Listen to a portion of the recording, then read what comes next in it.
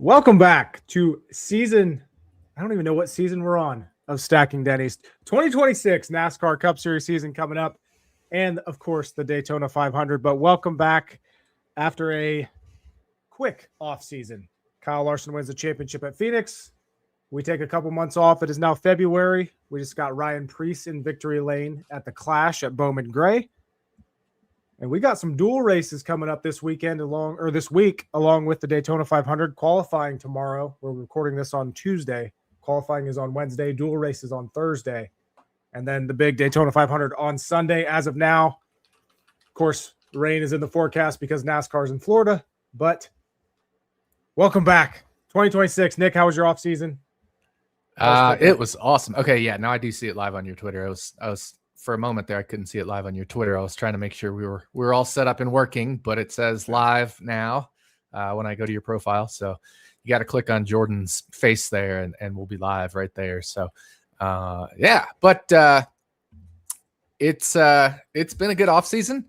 It's been a busy one. NFL, of course, always keeps me busy, but with NFL winding down and the advent of AI really being able to help you do things a lot faster.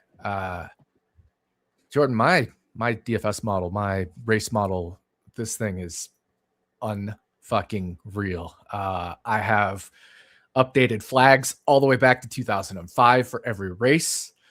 This is going to be the best model on the planet. I have put in so many little bells and wrinkles. I have a rain probability, right? So rain shortened probability, based off historical weather forecasts for specific races and things like that. So if it's not rain shortened, then it'll be 200 laps, but it could go to overtime. So I have overtime put in there as well. So like my model covers everything.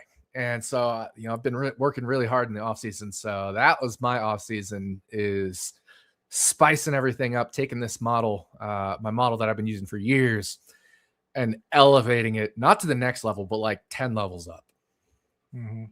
Yeah. And, we have data now, we have a good amount of data with this next gen car. Obviously the next gen was introduced in 2022. So we now have 3 full seasons with this car. And obviously, we talked about it last year. The bigger teams are figuring it out more than the smaller teams are. And it's kind of creating a gap of these, the top tier, the Hendricks, the Penske's.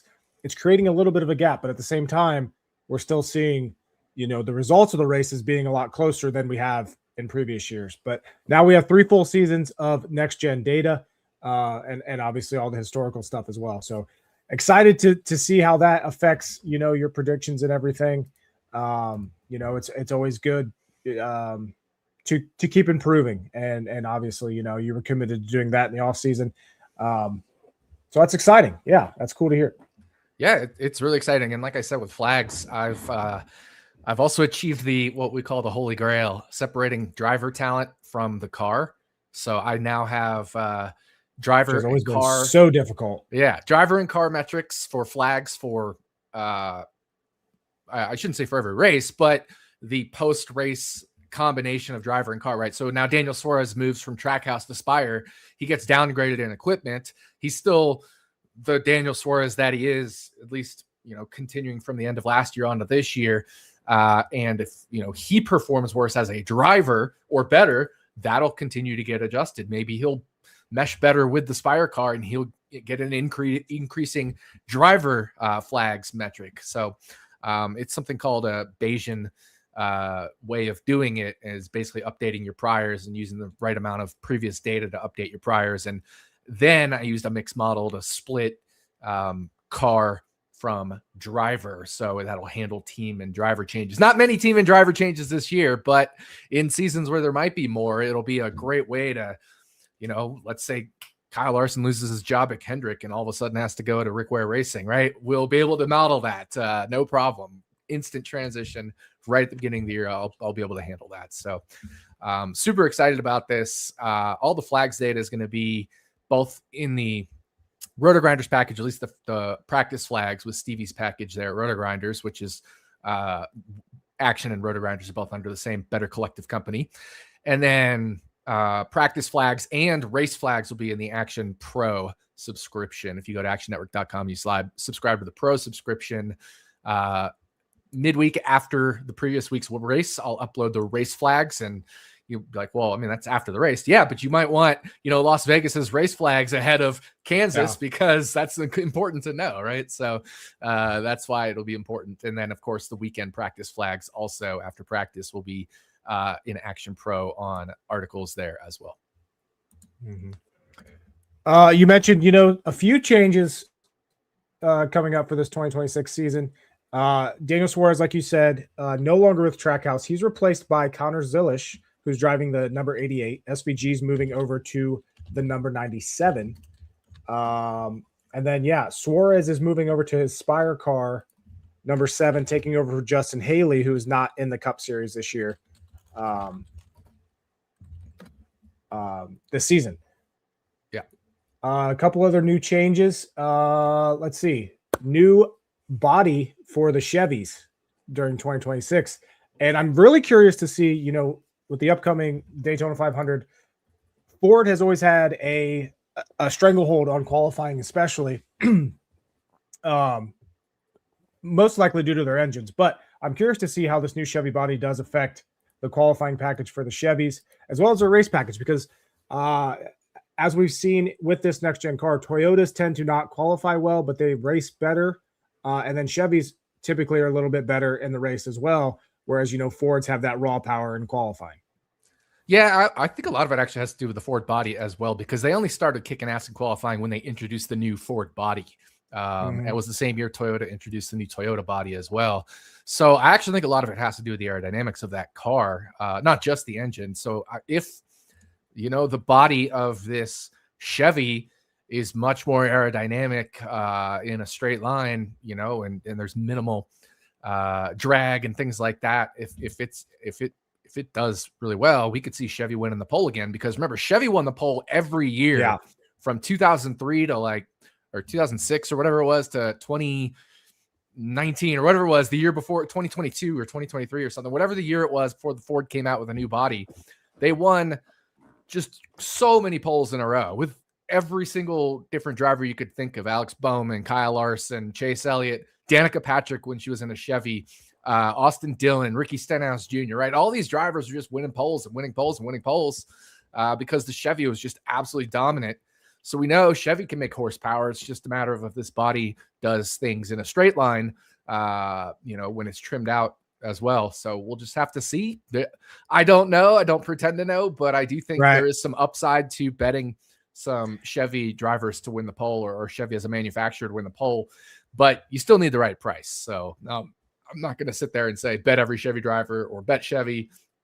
I was thinking Chevy would open to win the pole, like probably plus 250, because we even saw Chase Briscoe win a pole in a Toyota last year. So, it's not a slam dunk that it was Ford, but if it wasn't Ford, it seemed like it was kind of a toss up between Toyota and Chevy, maybe leaning towards Toyota. So I thought Chevy would open like plus 250 or something to win the pole, but I think they opened plus 180, which to me was a little short. So I couldn't really get on board at plus 180. But I do still think I like some of the drivers, the Hendrick Motorsports drivers, maybe the RCR cars. I don't really like Trackhouse. They didn't qualify well at all in super speedways last year or in the past several years. So I was thinking maybe RCR Hendrick type aligned cars I would probably be interesting bets for the pole position. And that's not including Colleague, because they're no longer aligned with RCR. I'm curious, like you said, Chevy used to be great at qualifying, especially for Daytona 500. It was always Hendrick Motorsports. William Byron there started on the front row for however many years in a row, as did Alex Bowman taking over that 48. So I'm curious. I have Caesars pulled up right now. Byron's at 12-1 to win the pole. Don't mind betting that. I have not bet that, but thinking about if Chevy is going to have a little bit more of an advantage with this new car, I wouldn't mind betting that. As well as, guys like Michael McDowell, who's always been a good qualifier at super speedways. And last year, I think he even grabbed a pole or a front row start at either Daytona here or Talladega, if I remember right. Not 100% sure on that. I can look that up quick. But But yeah, the Spire cars, yeah. McDowell was the pole sitter for Talladega last fall. So nice. Yeah. And remember when he was in that Ford for front row in 2024, he had always 1, 2, 3, 5 poles between Daytona and Talladega and Atlanta. And that's in one season. He's got the feel because it's all about at Daytona as well. The driver does play a role that you want to minimize your steering input and you want to be wrapped around that yellow line as much as possible. The driver does absolutely make an impact in qualifying, and Michael McDowell has super speedway qualifying down. Yeah. So it's going to be interesting. And like you said, we have no way of predicting whether this new body is going to make a difference or not. You know, obviously Ford has been the qualifiers at super speedways over the last few years, but there's now a new variable, and the markets have priced Ford, I think, where they should be, but they could be, you know, you could be getting some more value on those Chevys in the field there. So something to keep an eye on. Again, I haven't bet anything for qualifying, but it's something I'm interested in seeing, you know, tomorrow night during qualifying and how those Chevys do. Yeah, me too. I'm very curious how it'll go. I think it's. I mean, cars are on track tomorrow. It's exciting. Yeah, it is. It is. It's been so quick, you know, and we're getting started and getting ramped right up. Like I mentioned before, we had the clash at Bowman Gray last week. Ryan Preece in victory lane. Do you have any takeaways from that race other than, you know, the second half was, to put it in no better terms, a shit show? I thought it was pretty good racing the first half of that. So I don't know if that's attributable to the tire, the increased horsepower, both, neither, some, none, you know, but things looked better. I wouldn't say all better, of course, but they definitely looked better. I do know, you know, if you have more horsepower, I know they didn't reach max throttle and max engine revs and all that stuff, but like still putting down the power with extra horsepower coming off the corner is going to just put more torque and spin them more and things like that and wear the tires more. So we really saw it with Kyle Larson. He faded at the end of that first stage segment, whatever you call it. Same with William Byron. And we had the old comers and goers, if you will, for lack of a better term, in that first stage. So I thought some encouraging signs. It remains to be seen if that's just a one-off thing or what, but I was encouraged. And then I think the other takeaway was Cody Ware looked decent enough. I mean, he qualified 27th, which doesn't sound great, but that's in the, you know, if you divide the field into fourths, 9, 18, 27, that's in the third of the fourths. And that's because he's now in a Chevy aligned with Richard Childress Racing. Rick Ware is, and Cole Custer, Haas moved from from Ford to Chevy. They're aligned with Hendrick Motorsports now. You mentioned horsepower. NASCAR increasing the horsepower on these cars at all road courses and oval tracks shorter than 1.5 miles up to 750 from the baseline 670 that they had in the next gen since 2022. So there will also be that change this year, in addition to the new Chevy body and some of the other changes that you just mentioned. Yeah, a lot of changes, a lot of good stuff. Hopefully that'll really make things interesting, especially at a track like Darlington, where tire management is so huge. And now you have that extra horsepower and less downforce or something. I don't remember if they're doing any downforce changes or if it's only horsepower, but either way, just having that extra horsepower is going to make it even harder to manage the tires at Darlington. So going to be some really interesting stuff. I love that they're doing it for Darlington and for Nashville and for Gateway, right? Some of these tracks that may not have had it in the past couple years, they're now doing it on these like slightly bigger than 1 mile ovals, but not 1.5 mile ovals. Going back quickly to the clash, my takeaway was I loved the racing in the last chance qualifier race. I thought that was amazing. That was awesome. I thought it was top notch. I still have my concerns for this car at night. I thought the racing dropped off when it got dark. And then, the second half, I mean, once it started sleeting and then, you know, everybody, like you got what, 23 cars on a 1/4 mile track like this. It's just never, I understand people like the entertainment of that race. There is no reason that there should ever be a points paying race at Bowman Gray. Like the Clash or something like that is the perfect place for it, but there's no reason why a points paying race, in my opinion, should be at that track just because of how it is. Like, yes, it's fun to watch, but not if it's for anything serious.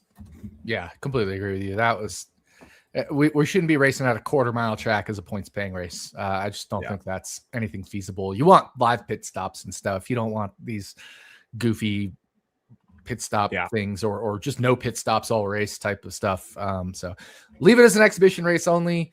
Honestly, maybe consider moving it because we should be in warmer weather spots that time of year. Mm-hmm. Agreed.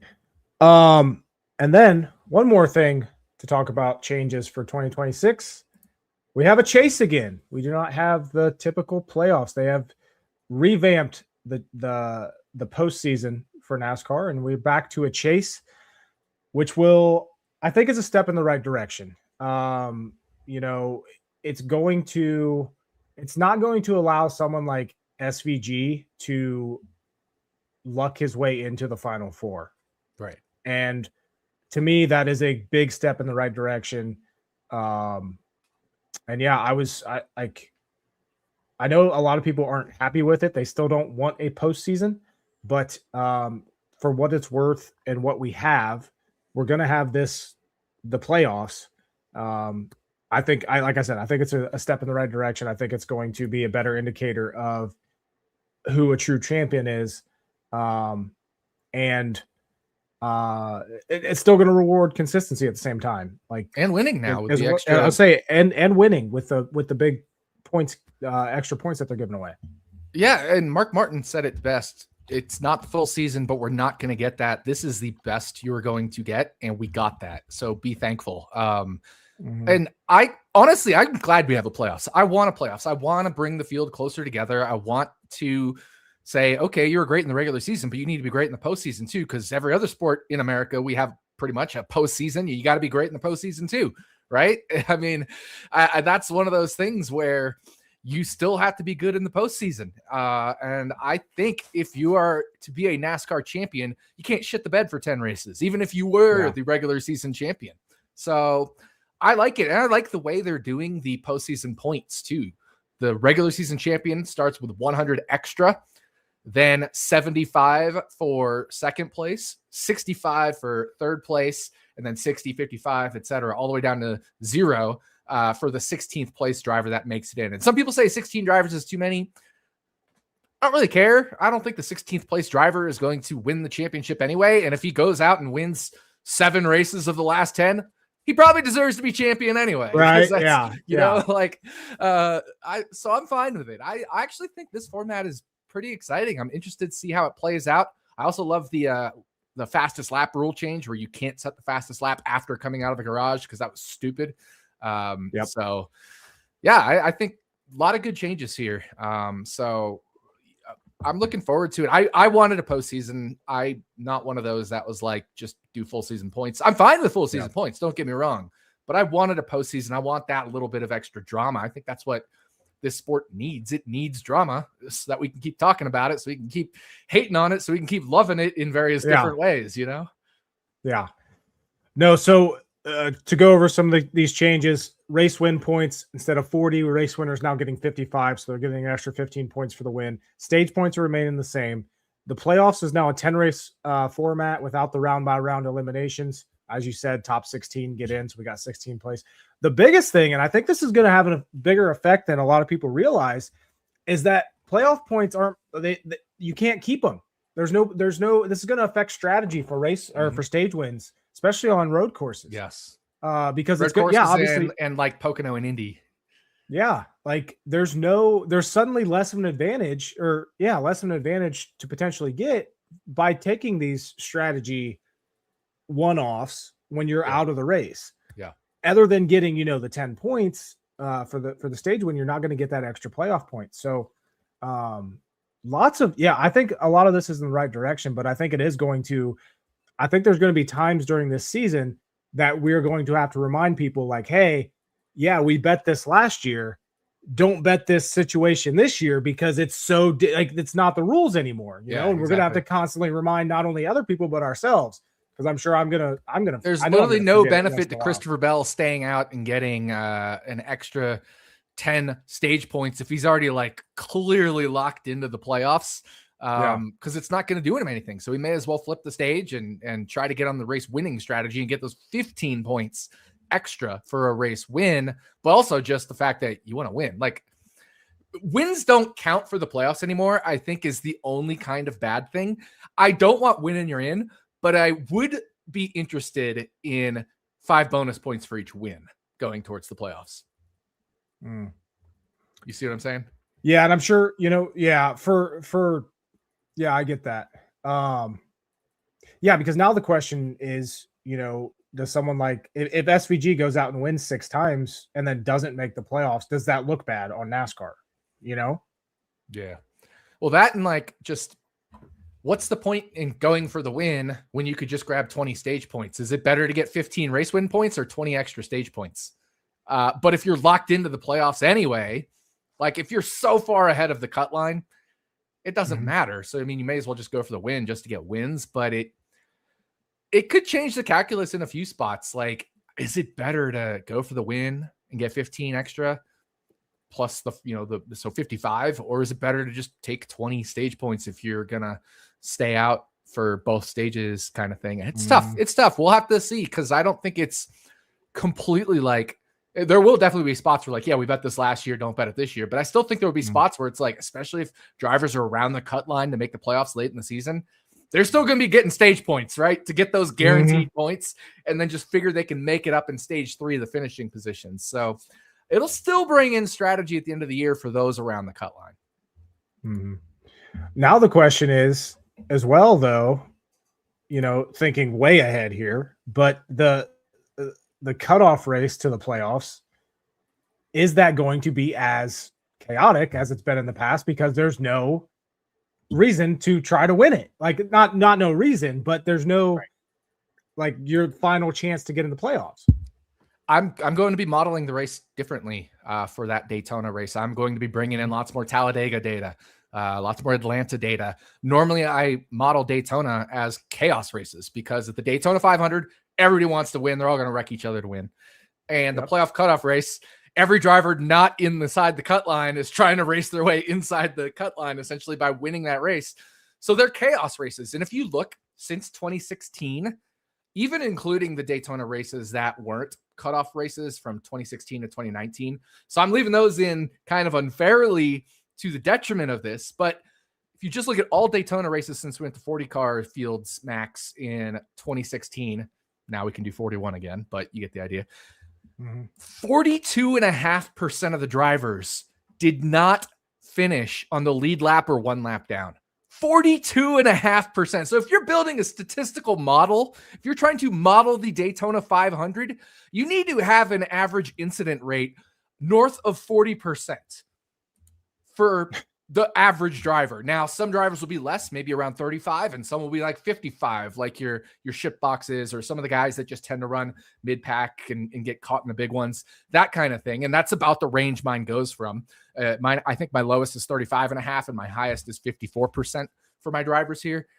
But if you're not modeling it like that, your model is wrong. Frankly, it's wrong. But in the Daytona cutoff race now, I won't be modeling it like that, because it'll be more like a Talladega. It'll be more like, okay, well, I don't have to push this guy and wreck him to win, unless it's a guy on the bubble who needs bubble points. That would be the only reason, but that's so much less chaos, because it's only a small few drivers that can really work their way in or out of the final race there. So I'm going to be modeling that one differently, but the Daytona 500 is still a chaos race. It's the Daytona 500. Absolutely. So yeah, just a ton of exciting changes and differences this season compared to last, which, like I said, I think a lot of these are a good step in the right direction. And building off of this changes and new stuff, I have a little segment I want to do. Oh, baby. It's called Will They Win? Bunch of drivers, rapid response here, that have never won in the Cup Series. Will they win this year? Starting off, Ryan Preece.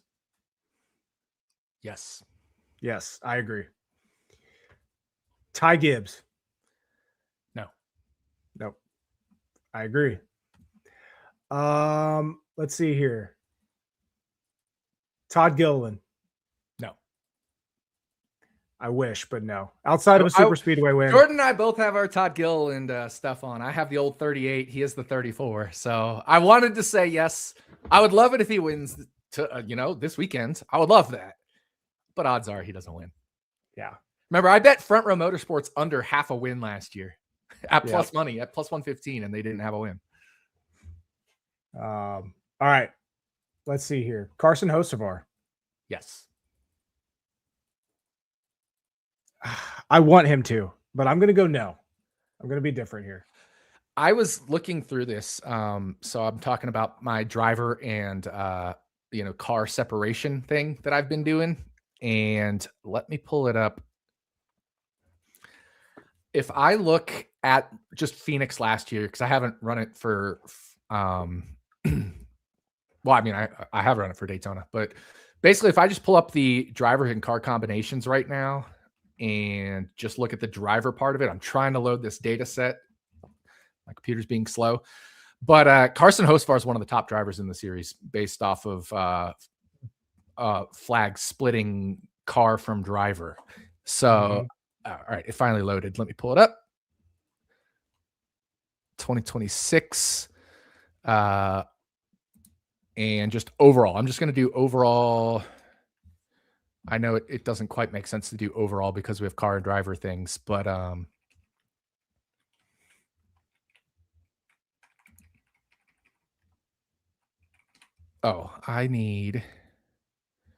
that's not the one I need. I need the mixed effects, I think. I'll find it later, but he's one of the top 5 drivers, I think, or 5 or 6 drivers in the series based off driver skill when you decompose car and driver. So I thought that was really interesting. Here we go. Driver effects, overall. That's the one I want. And a filter for present. So currently. So overall, he's 7th, but if SVG is number 1 because he gets such a ridiculous boost from road courses. So if I say only non-drafting ovals, so removing road courses, removing dirt, and removing drafting ovals, we get Carson Hocevar is 6th, then SVG drops way down. He's the 6th best driver in the NASCAR Cup Series based off of my rolling driver and equipment separation flags. The talent's there. It's and that's speed-based flags. If I do quantile-based flags, which is just a little bit different way of doing it, he's 5th. So he's a top 5 or 6 driver. Which I don't disagree with at all. I just think it's a big thing of will everything come together for that team? Of course. And I want to see him win. Like I said, I can't stand him, but I do think he should win. Yes, he's immensely talented. But as we saw last year, that team has trouble closing out races. He only had 9 top 10s last year, which is less than Ty Gibbs, less than Kyle Busch. He has more upside than Ty Gibbs, and that's including equipment. If he was if Carson Hocevar was in a JGR car, oh my God, he might be contending for the title. Yeah, I don't know if is this the year that people or that we continue to ask about Ty Gibbs and whether he's questions actually will going arise to be good. if he doesn't perform this year. I think questions will arise even with the Gibbs name. Eric Jones and Daniel Suarez already got kicked out, and Jones had won twice. They both got kicked out. Suarez after 2 years, Jones after 3 years with JGR. I'm not talking about the affiliate year that Jones had in Front Row Motorsports as well as Truex's teammate, but specifically with JGR, Suarez only got 2 years. Eric Jones only got 3 years, and they both got booted to the curb. Ty Gibbs has already had 3 full years and has performed just as bad as both of them, if not worse than both. Definitely worse than Jones. He got better his sophomore season, and then he took a step back last year. Yep. And, that's concerning, especially in the level of equipment that he has. Yeah. So Let's do keep doing some more wins. Yeah. Noah Gragson. No, but I did bet him to win this weekend. Another one that I think only a super speedway win could be coming. Last but not least, and this is going to be an interesting one for everybody, is Connor Zelish. 100% yes. 100%. 100%. Have you bet that? Because I think his season win total's at a half. I have not, but I'm confident he does. Where do you think he wins? At a road course. Mm-hmm. It's the most likely candidate. Okay. But, I mean, he can win. I was going to say, outside of road courses, I mean, I was impressed with him. He looked good in the Clash, which I didn't expect much of him there. But there were times he was legitimately running up in the top 5. Mm-hmm. Absolutely. So outside of a road course, I think is what you were going to ask. Where is he going to win? He's been good at a lot of the flats, whether it's in the Xfinity series, right? Like Gateway, he dominated. Indy, he won. Pocono, he won. And those are the large flats. So I think he wins at a flat track, whether it's a short or a large. I don't really know. I don't know if it really matters. He's been good at the 1.5 miles as well, but a lot of that was just having that junior motorsports power, right? So I think he wins at a flat if he doesn't win at a road course, but it could be anywhere. I mean, he won at Dover, dominating that race, won at Dover in the Xfinity series last year. Mm-hmm. Okay, now that we've gone through the people that haven't won in the Cup Series, let's talk about the people that didn't win last year that have won before. Chris Buescher, does he win this year? I think so. I would lean yes. Only 5 top 5s last year kind of scares me, but it does. It does. It's going to be whether RFK Kansas, takes Michigan. that next step. Yep. I think they need to. Yeah. Kansas, Michigan, or a super speedway. Yeah. Tyler Reddick. Or Richmond. He's good at Richmond too. Tyler Reddick. Yes. Alex Bowman.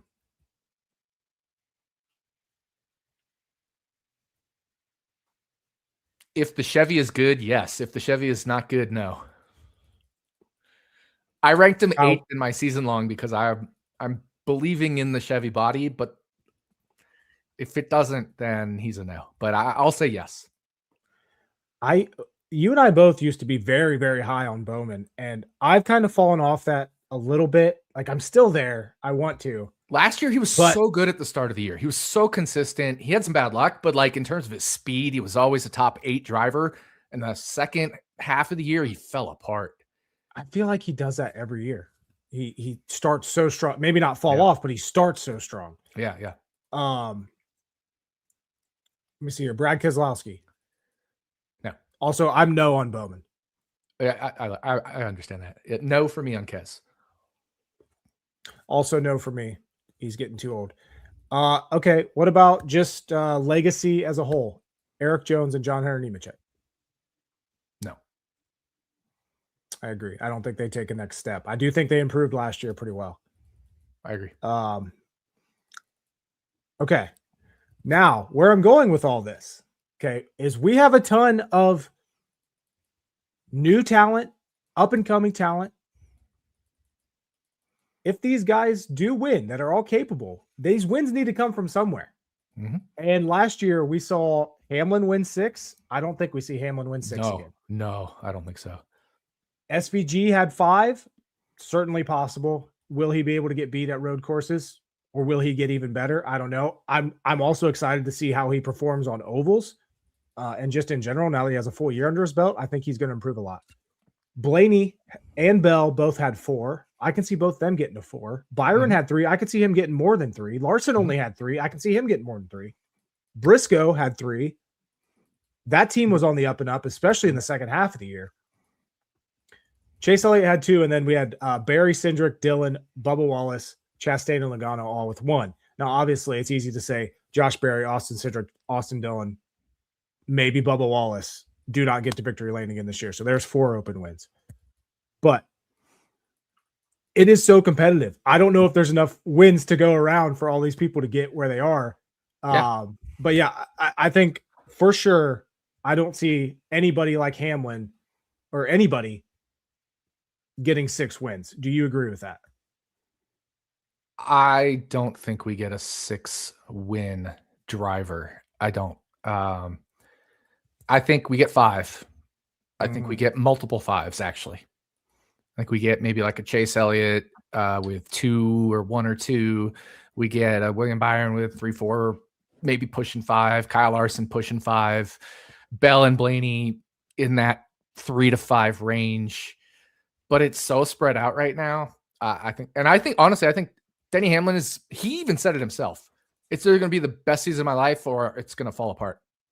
So I'm leaning towards fall apart with Denny Hamlin, and not because I think he's bad or anything. And actually, he looked good in the Clash. He ran up front for a good chunk of that. So with a torn shoulder, by the way. Yeah, that's back. And he's not getting surgery. No, I know. So I just lean toward it. Just everything is so deflating. Losing that championship the way he did has to be just massively deflating. It could be super motivating, but at that age, like, I mean, he's my age basically. Like, it just feels so. I remember how I felt after that race, and I'm sure Hamlin felt a billion times worse. But I just felt defeated and just defeated, almost not like depressed in like a depression way, but just depressed with the result. It was. I didn't like it. It didn't feel right. You know, the way Kyle Larson won the championship and Hamlin didn't, after Hamlin completely kicked the shit out of everybody that race. And he doesn't win the race because of some bullshit there at the end. And then to have what happened in the offseason, it's tough. It's really tough. It is. And he's also 45 years old. And what's the age where the peak is? Usually in that 34 to 40 range. Some drivers can push it longer, like your Harvicks and Hamlin for to be fair. So yeah. I think all of it added together. Yeah, I do. I think it's going to be a disappointing season for Hamlin. You know, if this new Chevy body does improve the Chevys, that would also take away from Toyotas. Could take away some of their speed. So, or like comparative speed. So yeah, I'm with you there. I think, and I'm on Caesars right now. I don't even see Hamlin listed for season race wins right now. I do see Christopher Bell over under 3.5. His over 3.5 is plus money at plus 115. That one's kind of caught my eye. Hocevar over a half a win. So to get a win is plus 150. Yeah, I like that one. Mm-hmm. I do. It's just crazy because, I mean, he is absolutely a top 10 driver in the Cup Series, and I think a top 5 driver. He just doesn't have the equipment. But new Chevy body, maybe all of a sudden the Chevys just get so much better relative to the field, and then Hocevar is a constant top 5 threat. Mm-hmm. And this will be another year of Spire and their influx of money. Will they? You know, it's just going to be like RFK. Will they take that next step and get to that, maybe not the next level, but the next tier of their current level, which is all really, I would say, Hocevar needs. Because he's outrunning his equipment as is. He is. You know, I mean, he honestly, he probably should have won the Coke 600 last year.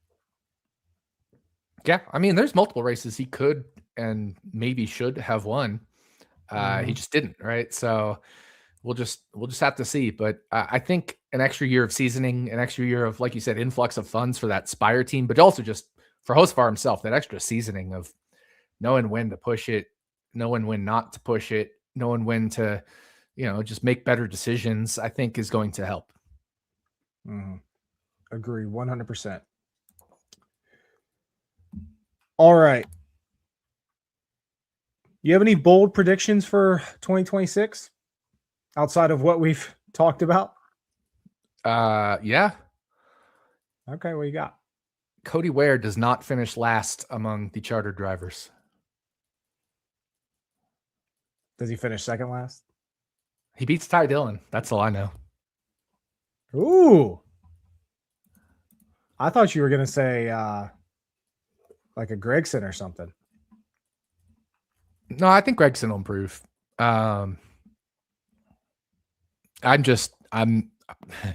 not high on Colleague losing their alliance with RCR and basically losing all Chevy support period because they're, transitioning to Dodge over the course of the long run there. So I think it's gonna be a struggle for Colleague, and I think that RCR alliance is going to help, and the Chevy body is going to help for Cody Ware. And I don't think he's necessarily a worse driver. Actually, I'm looking at my metrics here. Cody Ware has a better driver score, whatever you want to call it, driver effect in my split of equipment and car.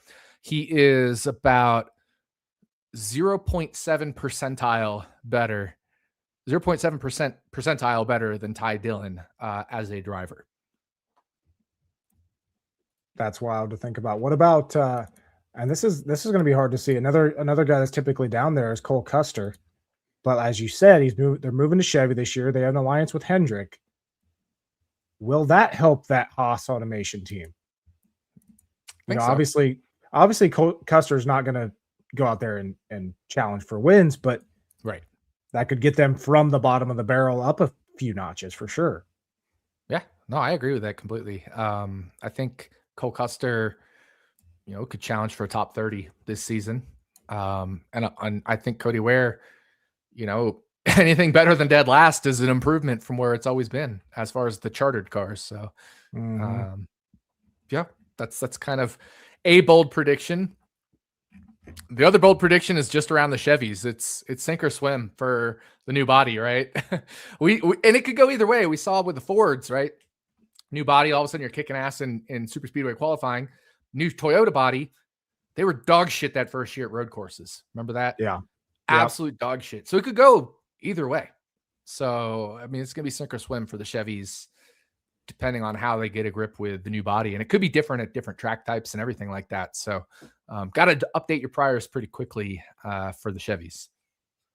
Yeah, it's one of those, I'm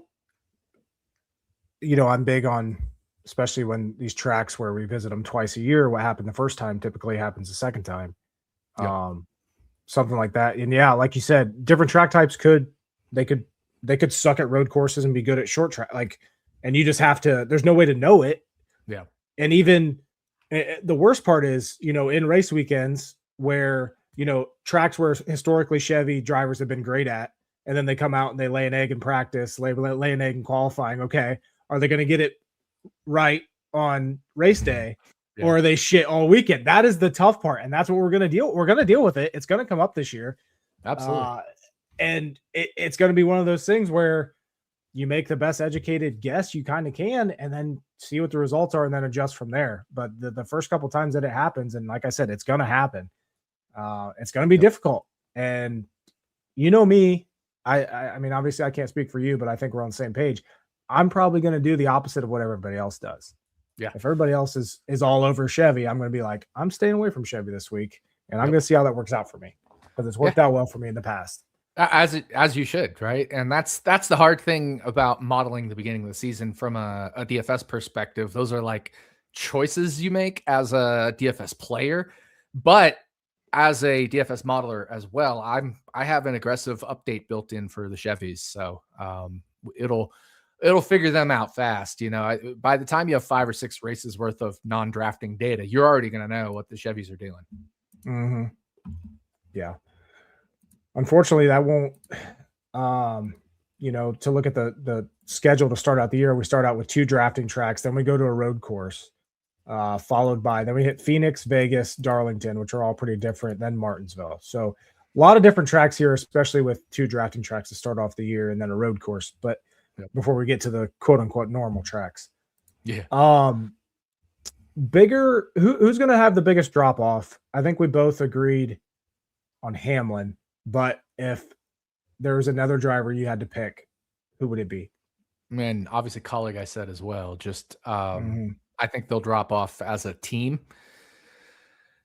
After that, I mean, Keselowski, that's the old guys, right? And Keselowski stunk last year, but a lot of it was bad luck. He could have won Kansas. He could have, had a few wins. and now he has the leg, broken leg deal that he's coming off of. Mm-hmm. If I had to pick a non-oldie to drop off, I would say, I don't know. This is tough. I'm scrolling through here. I'm just sorting by average finish. I'm just going to go by average finish over the last season.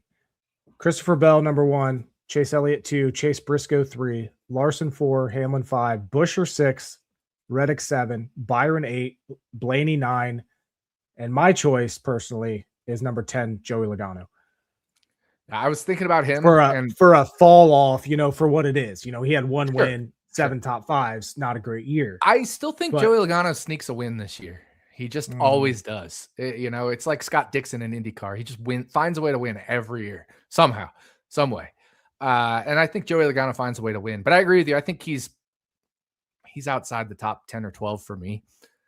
I could see Bubba Wallace taking a step back as another one, even though he's kind of coming into his prime. It's a question of, do we think he's at his peak? Do we think he's hit his peak? Do we think some of the mental cobwebs come back in that he's had before? Do we, they always say, at least in open wheel racing, once you become a father, you become a lot more conservative in your racing, because in open wheel, right, you can get much bigger injuries because you're going much faster and stuff like that. But does that have any effect? So just some questions there. I'm not saying I think Bubba's going to take a step back. I'm just saying I wouldn't be surprised, just also because the competition level of the series, right? And there will be natural fluctuations, and Bubba Wallace seems to be a driver that fluctuates. So I could see just a natural fluctuation there. I still think he overall could be a top 8 driver borderline again this year, but I also wouldn't be surprised if he barely missed the playoffs. Yep. Yeah, it is. He's one of those drivers that can go either way. And I'm very curious to see how his teammate Tyler Reddick does this year, because obviously, like I said, winless last year, did not have a great season, 7 top 5s. Part of that could have been because 23XI expanded. They added Riley Herbst. They added a third car. Did they overexpand themselves? We saw it with RFK when they did it. Now we know RFK does have speed, but they're still not getting to that next level. So it's going to be fun to watch, because there were several races last year that we both agreed that Bubba was better than Tyler Reddick. He was having a better season. He's faster pretty consistently.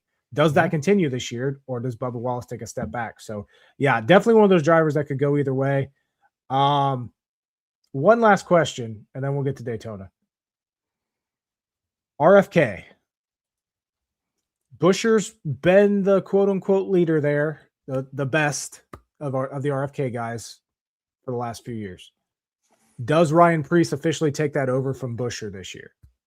I don't think so. I still think Buescher's the top dog there, but they're going to be both neck and neck with each other. Remember last year, Buescher had that points penalty. To be fair, Preece got disqualified in Daytona as well. I think it was, or Talladega, one of those, Atlanta, one of those drafting tracks where he finished second, but then got disqualified. But I still think Buescher stays ahead of Preece in the, like, if you were to take full season points, right? Because now obviously we reset with 10 to go, but if you were to take like full season points, I still think Buescher stays ahead of Preece. Mm-hmm.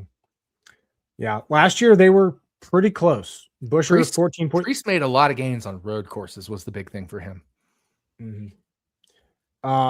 The biggest thing that hurt Preece last year was he sucked at qualifying. You look at his average start last year, 19.4. That was almost as bad as that was worse than Chastain's 19.0. But then when you compare it to someone like Buescher, whose average start was 12.5, that's a giant gap. Preece has never been a good qualifier. Right. And I think that's what hurts him overall, as far as, starting behind the 8 ball already. Yeah. Yeah, exactly. And we saw it specifically at intermediate tracks last year, where he'd sneak up into the top 10 at the end, but it'd take him a while to get there. And that's just because that's how it goes when you qualify in the back. Yep. All right. You have anything else to talk about for the season before we focus on Daytona? I'm just doing one quick last scroll of all the drivers just to see if anything catches my eye for the season with any of them. Kyle Busch, what's your take? Last season, right? He's done after this. Is he? I think he's going to be. I don't know. I don't know. But what's your take? Do you think he contends for a win? Because we didn't do does he win with him? We didn't. Actually, oh no, I didn't. I missed it. No. He does not win this year. I think he wins the Super Speedway. I think he wins the Super Speedway. Do you?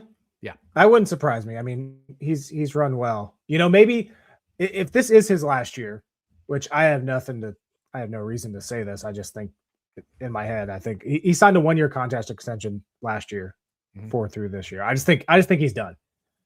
But you know, maybe he does win Daytona 500 finally, and then races off into the sunset.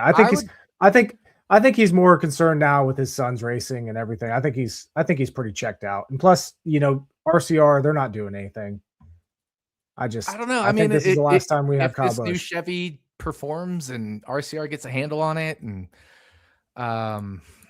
you know, and he's running trucks, 8 races in the truck series this year. Like he's still got some of that drive, I think. I don't know. I might have a little bit different take than you there, but I just think Kyle Busch is a racer. He wants to race. He wants to keep racing. And yeah, he definitely wants to keep doing his son's thing as well. I don't know. I don't think he would have signed that contract if he didn't want to keep racing. But it's only 1 year. You know, if he wanted to keep racing, why not multi-year? Because maybe he wants to go where pastures are greener, and I don't think RCR is greener pastures. We kind of had a weird year in the offseason with only like one driver movement. Suarez going to Spire. And that was it. That was the only change with, you know, and then Zilich filling that seat. Everything else is the same as far as team and driver combos. Yeah, we have changes in manufacturer, like with Haas and Rick Ware, but this offseason could be, we might see the most movement we've ever seen this offseason. And I think Kyle Busch is thinking about taking advantage of that. So who's all, do you know the drivers that are up through, or like, I have no idea. Contracts up after this year? I have no idea, but when you have a season, when you have a season of no movement, things are bound to change the year after that.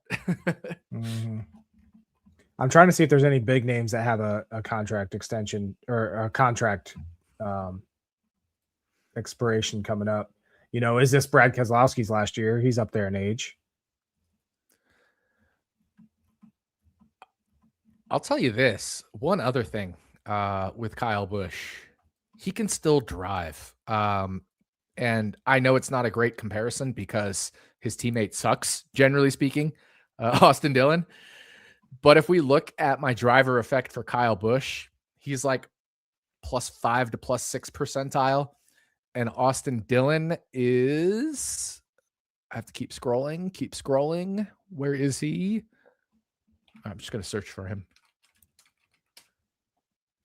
-4 percentile, right? So like, he's better than Austin Dillon. Now, Austin Dillon has Richmond as like the thing that is going for him, but Kyle Busch overall is still a much better driver than Austin Dillon.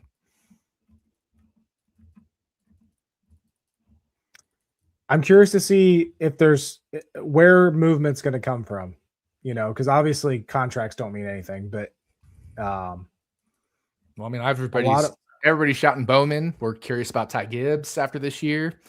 Bowman, Ty Gibbs, even the obviously Kyle Busch only signed a 1-year contract. All right. Corey Heim, where is he going to factor in? Can't forget about him. He's in. We'll talk about him here we're talking about Daytona. He's one of the open cars. Yep. So there's a lot of guys that could potentially move this offseason. Is Denny Hamlin going to retire? I would say, does Denny Hamlin retire? Yeah, he signed a multi-year deal, but that's not to say. Is Austin Cindric going to keep sticking around? I think so, but you know, it's tough to stay with his sort of performance. So someone that comes to mind for me that could be like a surprise jump is like maybe not Blaney, but I'm thinking like Logano, where something would happen to Logano this end of this year. Yeah. That stuff's on the table as well. We just don't know. Obviously, silly season. We're not even into the regular season yet, but it'll be interesting to see if anything happens. Bubba Wallace, how long is he going to be at 2311? He signed an extension in 2024, but that doesn't mean that there was no details given, so we don't know how long that lasts. So there is some question marks. I'll give you that. It could get crazy. Does Riley Herbst stay in that 35 car for 2311?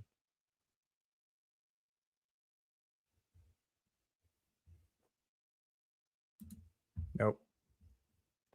We have lost Nick. Cannot hear him. I wonder if he can hear me.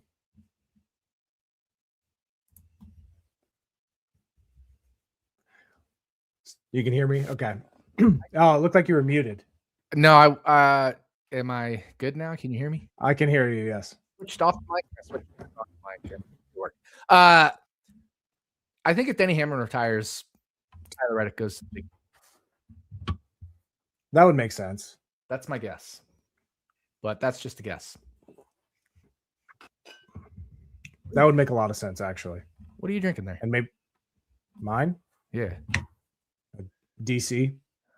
Diet Coke. Oh, Diet Coke. It looked like a Rainier beer. I was like, no way. You have Rainier? Nope. I don't even know what that is. It's just your generic like Coors, but for Mount Rainier area. So like Washington, okay. Northwest, they have it out there a lot. Gotcha. Nope. Just a DC for me. But all right. Daytona 500. Yes, let's go. We got a big entry list this year, as is typical for the first race of the year. But 45 drivers and teams listed. 36 chartered teams are guaranteed a spot. And then, is this right? There's 41 spots in this race. Jimmy Johnson has the Elio Castro Neves provisional. So he is guaranteed in. I don't know what happens though if he qualifies on like speed as an open car, if that just removes the provisional completely, or if he races his way in, if that removes the provisional completely. I'm not quite sure how that happens. I don't really care because just figure it out and fix it up once the starting lineup is set. Mm-hmm.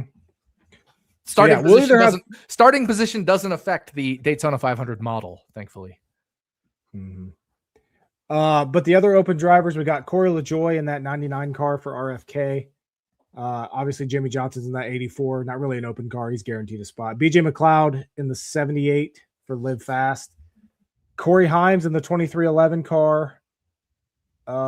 Is it Casey Mears in the 66 for Garage 66? Anthony Alfredo, our boy Fast Pasta for Beard Motorsports in the 62 is trying to get into the race. JJ Illy in the 44 for New York Racing Team. Justin Allgaier is going to try again for JR Motorsports. He obviously got in last year. Chandler Smith's in the 36 for Front Row Motorsports. Sneaky pole trying bet. to make it. I agree 100%. Yes. Oh, I did not. I saw this on Twitter a couple days ago and I forgot about it till now. They are not listing AJ Allmendinger. They're listing Anthony Allmendinger. What the fuck? On the entry list. Yeah. And I think that was all the open cars. I'll make sure I didn't miss anybody here. Yeah, I think that was it. There's 9 open cars. Oh, Corey Heim in the 67. Missed that. 6-7 car. Yeah. So a lot of good talent here. Obviously, Anthony Alfredo and Corey LaJoie, very good super speedway racers. Can they make it to the race or into the race? Justin Allgaier in the JR Motorsports car. Obviously, everybody's going to be rooting for him. And then Chandler Smith, talent there, as does Corey Heim. And then, of course, the back marker shit boxes. You have to think one of those is going to get in just because of how this thing always plays out. We're probably see it every year. Like Chandler Smith randomly wrecks out in the duels and BJ McLeod makes it in, or JJ Yaley or Casey Mears makes it in. It's not. They're not the most probable. I actually, in running my simulations right now, because we don't know the starting lineup, have JJ Yeley making the field 28% of the time. Casey Mears making the field 39% of the time. BJ McLeod making the field 54% of the time. And then everybody else is north of 50%. It doesn't make sense having 5 north of 50, but it's because the other 3 are so low, much below 50. So you get the idea, though. I even have a simulator built in to predict the starting lineup. I shouldn't say the starting lineup, but which cars will make the field. And then all the other drivers are locked in. So it's interesting. But yeah, you've got 5 cars, Alfredo, Himes, Smith, Allgaier, LaJoie, that are legit equipments, legit drivers.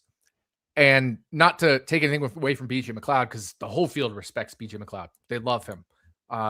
Consummate professional. Just the equipment isn't quite there. Same with JJ Yeley, and honestly, same with Casey Mears. They're all very respectable drivers. They're just in bad equipment. So especially that 66.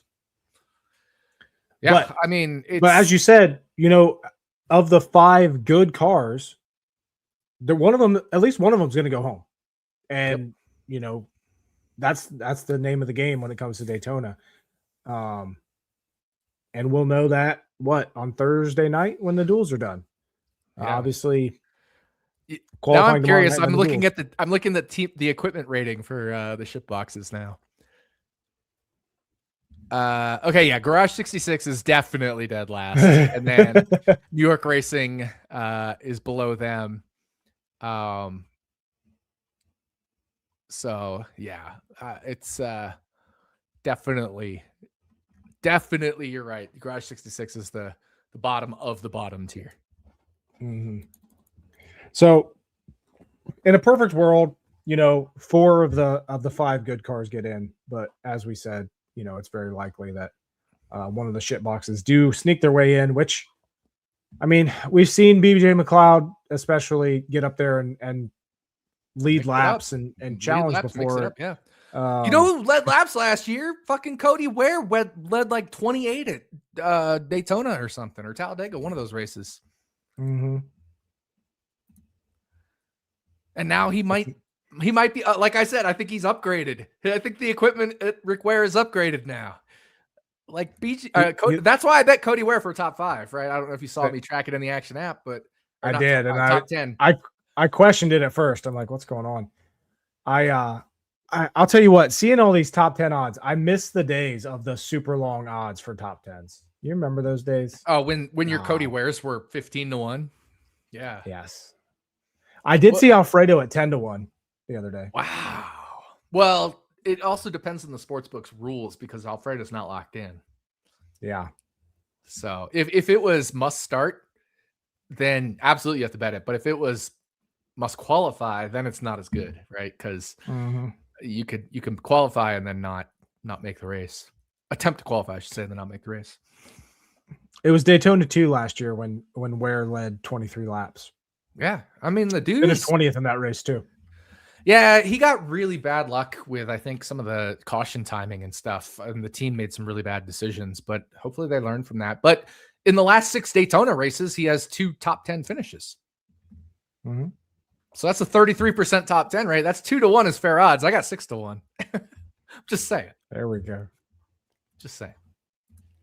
Yeah, which pulling this up. I'm not saying 2-1 is fair odds. I'm saying if that was the long-term rate, 2-1 would be fair odds. But my model has them at like 5-1 for a top 10. So I was happy to take 6-1. And that's not counting any potential upgrades.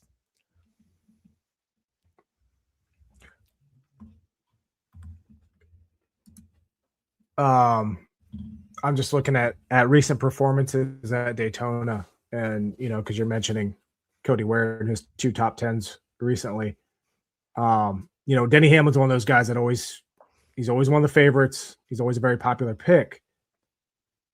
1, 2, 3, 4, 5, 6, 7, 8, 9 points paying races at Daytona since Denny Hamlin has finished better than 17th. I was 13th. Sorry, 13th. Okay, so I have 2 things. Cody Ware is not last in my model among the chartered cars for Daytona. Who do you think is last? Among the chartered, the 36 chartered. Among the chartered cars, Riley Herbst. Yep. By far last for me.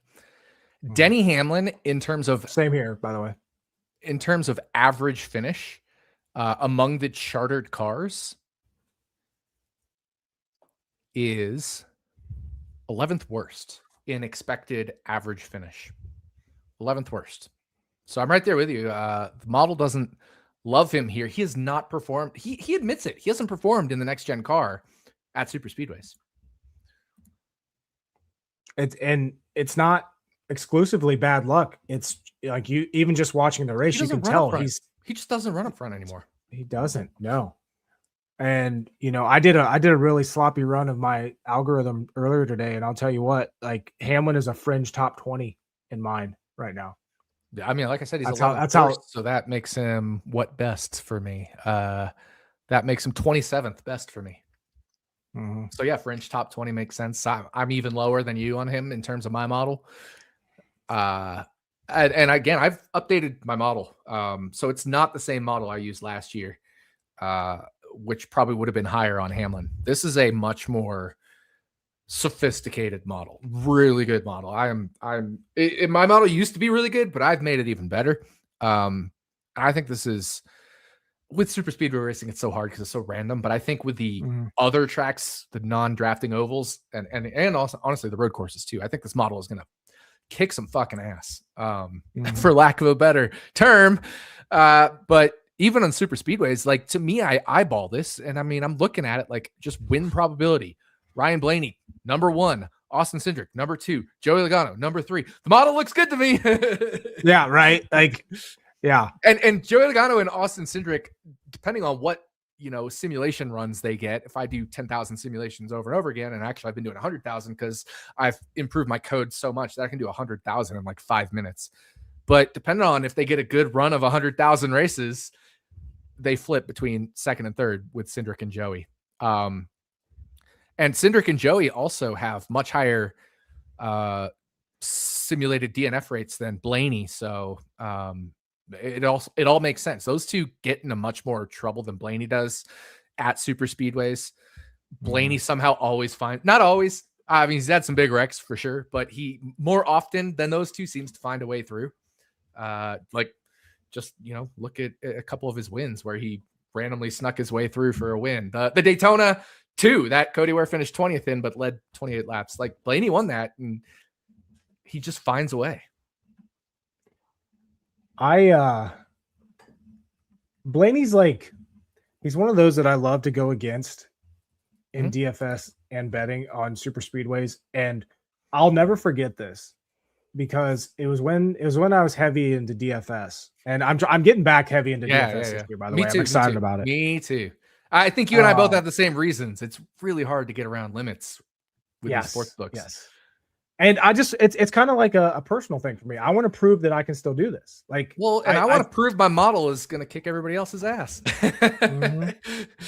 But I'll never forget this. It was I think it was Talladega, or maybe it was Daytona.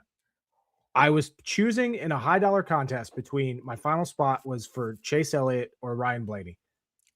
And I chose Chase Elliott, and he wrecked out of the race. And if I would have went Blaney with the rest of my lineup, I would have won. It was like a $180 contest. I would have won the 10 grand. Yeah. And I'll never forget that. I will never forget that day, because I had it like just one spot, just like the Clash last week. I had the lineup to take down the GPP. I just went Cindric. I went Cindric over Hocevar, which was so dumb. Like, in hindsight, it was so dumb because I was so heavy on Hocevar everywhere else.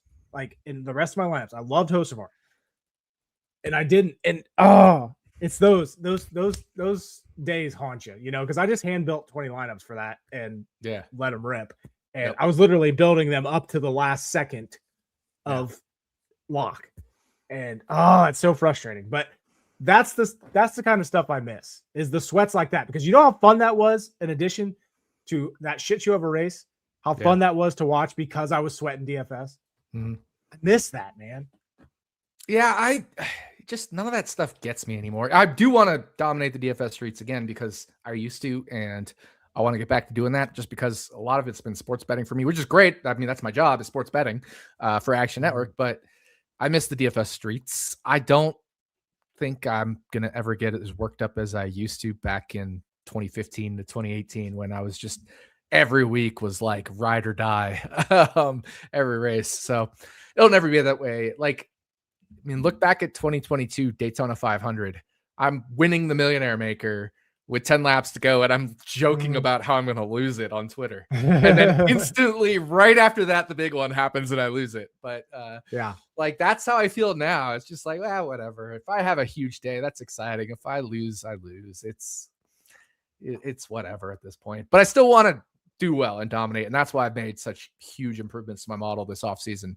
I mean, this is the biggest overall I've had to my model in 5-6 years, probably. I think I remember the last time that you unveiled your newest. It's because I mean I've always made marginal improvements every year, but this one is like the big overhaul. This is the biggest overhaul I've ever done, and it is so good. I'm so excited, dude. I even have this weekend's race, the number of laps that get run in this race tied to the weather forecast. I'm using weather forecasts, past weather forecasts, to predict the chances this gets shortened. And I also have a model predict if this goes into overtime and the number of overtime laps. Like that's what I'm doing here. And then I'm sampling from that distribution. If it's rain shortened, sample from a random distribution, essentially, of shorter than 200 laps, but it has to be more than 50%. And if it hits the overtime probability, then add extra laps based off a certain distribution. And then there's a good chunk, like some 40% or 35% that doesn't go to overtime, and sample from that, and then run all those samples in the 100,000 and see what it spits out. Right. And that's just for the number of laps run, but the number of green flag laps, because fastest laps are only on green flag laps. I have a whole nother model for that.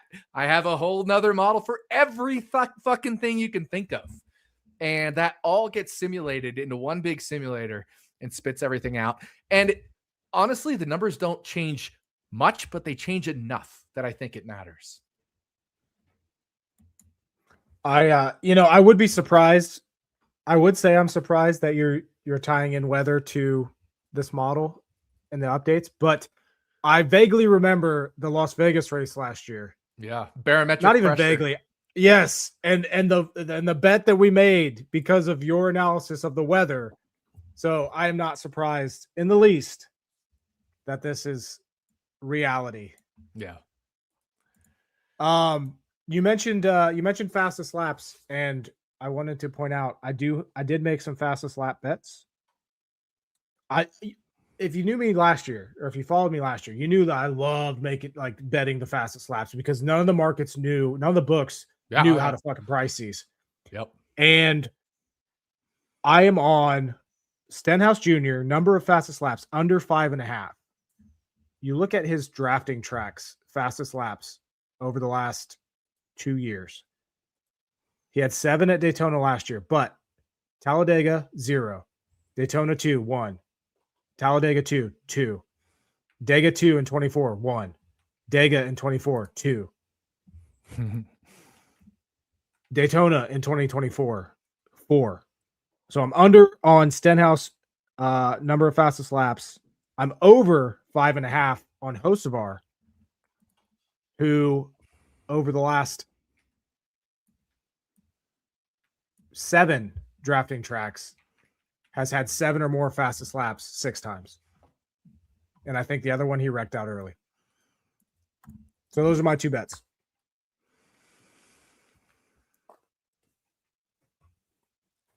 I haven't made any fast lap bets. Are those at Caesars? Yes. No wonder. They are at Caesars. They were at minus my limit at 115. Caesars I think is they moved. 0. My limit at Caesars is 0.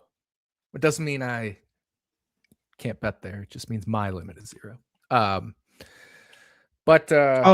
One more. I also have McDowell as the fastest lap of the race. He hit it 3 of the 4 times on drafting tracks last year. Yep, they went for 12 to 1. They went for that.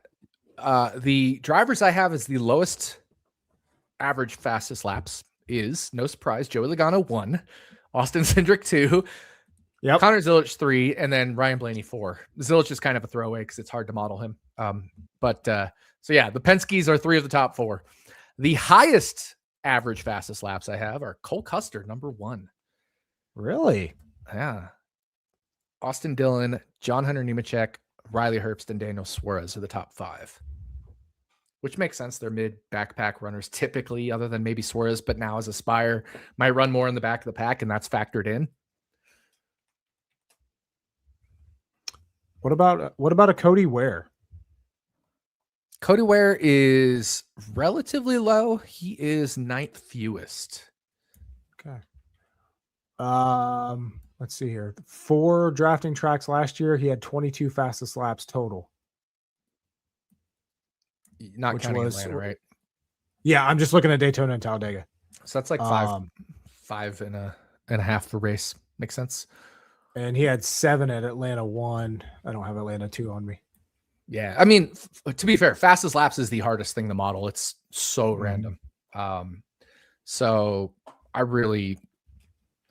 there's basically nothing you can do about modeling fastest laps accurately. No. You just want to get slightly better than total random darts, you know? Yeah. Okay.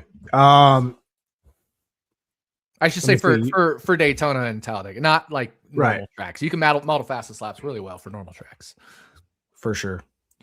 Let me see your bets this year or for this race. I know you have a few already.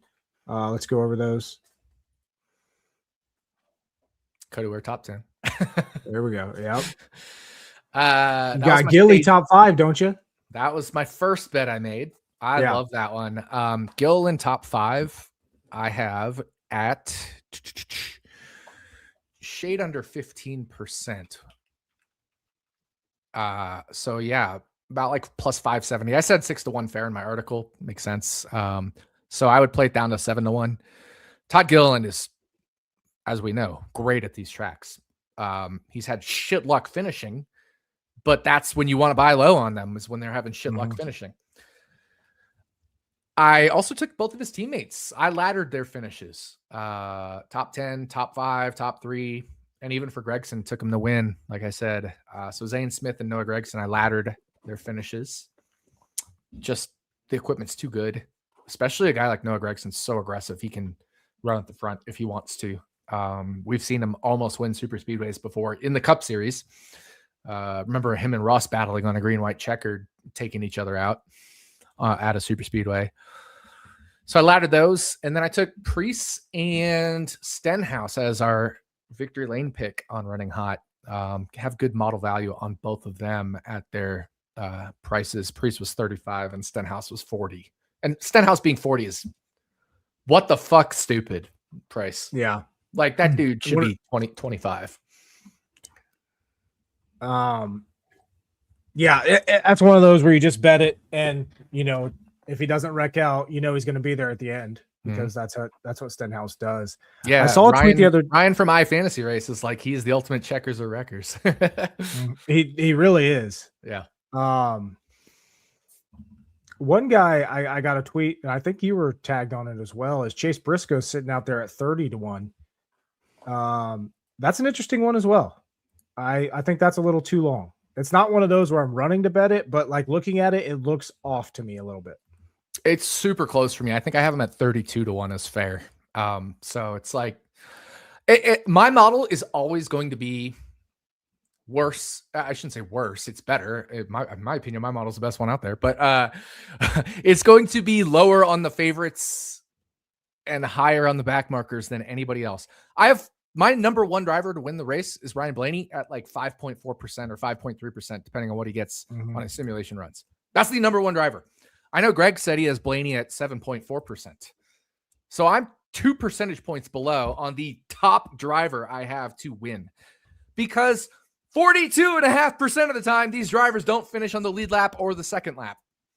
And that's pretty much across the board. I actually have Blaney as the second lowest DNF rate, and I'm still only getting him at 5.4% because it's chaos races. Now at Talladega, I'd probably have him at 8-9%. I don't know. I'm not running a Talladega model right now, but you get the idea. You have to factor in the chaos level. And this is a chaos race. Mhm. And drivers of Blaney, Cindric, Logano, those drivers, that quality, Elliott, Byron, they still DNF 40% of the time on average, right? So it's just one of those things where now you're only taking 60%. And of that, there's still 40 drivers.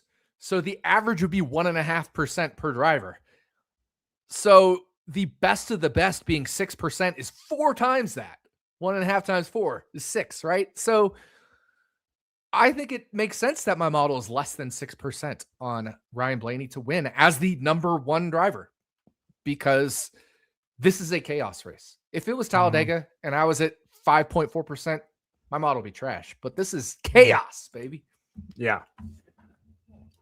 And we're only, 5 days away, hopefully, if the rain stays away. 5 days away from If I was chaos modeling the before duels, right, I would have Blaney probably at like 15% or something. But I mean, as we've seen in the past, typically, if for example, if the first duel is chaos, the second duel is calm, and vice versa. The first. Well, duel I was is saying calm, if I had like a 40-car duel, right, like that style of chaos level, I would probably have Blaney 15% in a 40-car field, just because those tend to be less chaotic. But like you said, one tends to be chaotic, one not. But you get the idea. Is my super speedway model is attuned to the level of chaos. So the fact that I'm low, and to get back to the Briscoe point, that means I'm also going to be lower on Briscoe because he's on the favored side of things. So if you're 4% and I'm lower on everybody, right? No, because I'm higher on the back markers. That means yeah, right. Like so, I have, for example, I have Eric Jones. That's not a good example. I have Zane Smith 2.4% to win. Right. Whereas I think most models would have him 1% to win or something, or 1.5%. But yeah, just essentially by definition, I am higher on the back markers because I'm lower on the front runners. And Chase Briscoe is on the front runner side of things. So I think most people will have him around 4% or a little above, maybe a touch above. And I'm a touch above 3%. So I'm about 1% below on Chase Briscoe. So it makes sense. I'm 2% below on the leaders. I'm 1% below on that next tier, right in line with the average. And then I'm, a bit above on the slightly less than average. And I'm probably a lot above on the ship boxes, but it's still not good. I mean, I still have Riley Herbst at, what do I have him? Still have Riley Herbst. It's just a lot of scrolling to find my columns. Percent win. Still have Riley Herbst at 0.67%. So 1 in like 300.